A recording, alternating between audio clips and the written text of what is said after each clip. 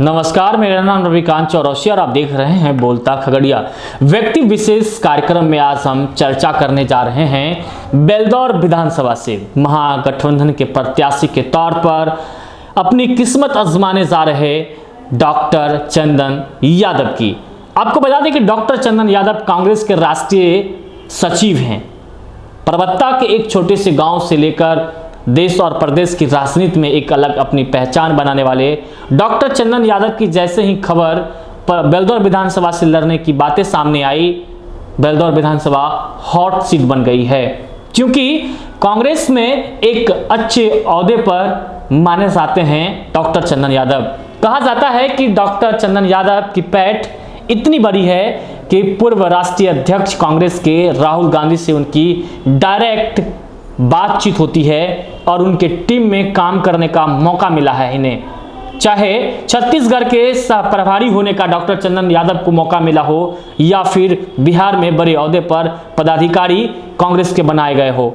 वहीं तमाम इन बातों पर लेकर क्या कुछ चीजें हैं, राजनीतिक सफरें क्या है, आइए हम आपको एक रिपोर्ट के जरिए बताने जा रहे हैं कि डॉक्टर चंदन यादव की राजनीतिक सफर क्या रही और उनका क्या जीवन का सरल व्यवहार रहा।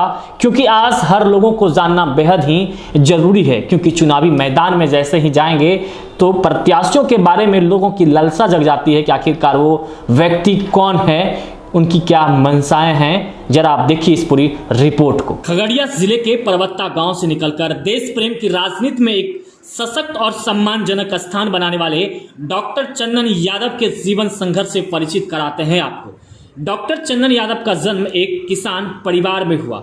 उनके दादाजी भारतीय स्वतंत्रता संग्राम के सेनानी थे। उन्होंने अंग्रेजों की गुलामी से देश को आजाद कराने में अपनी संपूर्ण जीवन लगा दिया था। कांग्रेस और महात्मा गांधी के नेतृत्व में देश को आजाद कराकर प्रदेश का मान बढ़ाया था।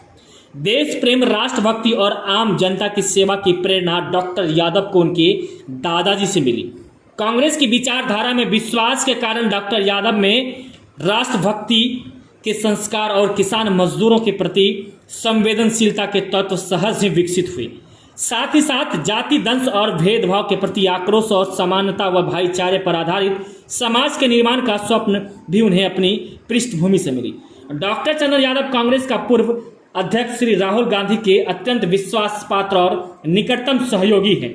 श्री गांधी के कांग्रेस महासचिव बनने के बाद से ही डॉक्टर यादव को निरंतर बड़े और चुनौतीपूर्ण संगठनात्मक दायित्व दिए जाते रहे हैं। कांग्रेस राष्ट्रीय अध्यक्ष बनने के बाद श्री राहुल गांधी ने उन्हें कांग्रेस का राष्ट्रीय सचिव मनोनीत करके अपनी टीम में शामिल किया।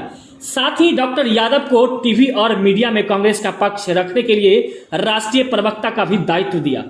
एक बार फिर गांधी ने डॉक्टर यादव पर विश्वास किया और उन्हें छत्तीसगढ़ का सह प्रभारी बनाया, जहां 15 वर्षों से कांग्रेस सत्ता से बाहर थी।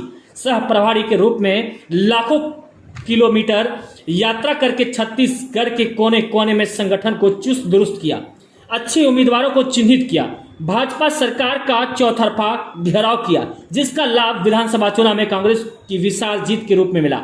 यह जीत पिछले 25 से 30 वर्षों में कांग्रेस को किसी भी राज्य के विधानसभा चुनाव में सबसे बड़ी जीत थी। इस जीत को संभव बनाने वाले नेताओं में डॉक्टर यादव का नाम अग्रणीय है। डॉक्टर यादव की गिनती देश के उच्च शिक्षित और बौद्धिक नेताओं में होती है। डॉक्टर यादव की उच्च शिक्षा देश के प्रतिष्ठित विश्वविद्यालय जेएनयू से हुई। यहाँ से डॉक्टर यादव ने अपनी भाषा विज्ञान में एमए, एमफिल और पीएचडी की उपाधि प्राप्त की। जेएनयू में अध्ययन के दौरान ही डॉक्टर यादव अपनी रुचि राजनीति में बनाई। आपने कांग्रेस के छात्र संगठन एनएसयूआई से जुड़कर छात्र राजनीति में पहला कदम रखा। लगातार मेहनत, धैर्य और लगन से एनएसयूआई में उन्होंने अपनी अहम भूमिका निभाई और राष्ट्रीय स्तर के पदाधिकारी रहे। धीरे धीरे देश की छात्र और युवा राजनीति में राष्ट्रीय स्तर पर अपनी पहचान बनाई। छात्र राजनीति में इनके योगदान को देखते हुए श्रीमती सोनिया गांधी ने इनकी प्रतिभा का राष्ट्रीय स्तर पर लाभ उठाने का निर्णय लिया। श्रीमती गांधी ने डॉक्टर यादव को पहले युवा कांग्रेस का राष्ट्रीय सचिव और फिर राष्ट्रीय महासचिव नियुक्त किया।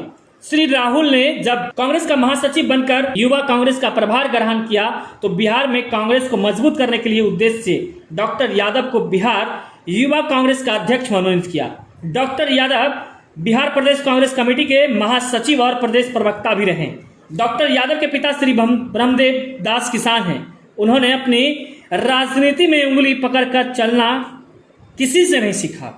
जो करना और पाना था अपने बल पर ही, राजनीतिक पृष्ठभूमि से न आते हुए भी देश की राजनीति में डॉक्टर चंदन यादव ने अपनी जो पहचान बनाई और जगह बनाई वह काबिले तारीफ है। डॉक्टर यादव को अमेरिकी सरकार द्वारा आयोजित युवा नेतृत्व कार्यक्रम में भारत का प्रतिनिधित्व करने का गौरव प्राप्त हो चुका है। नेपाल सरकार ने सामाजिक और राजनीतिक विषय पर व्याख्यान के लिए आमंत्रित किया।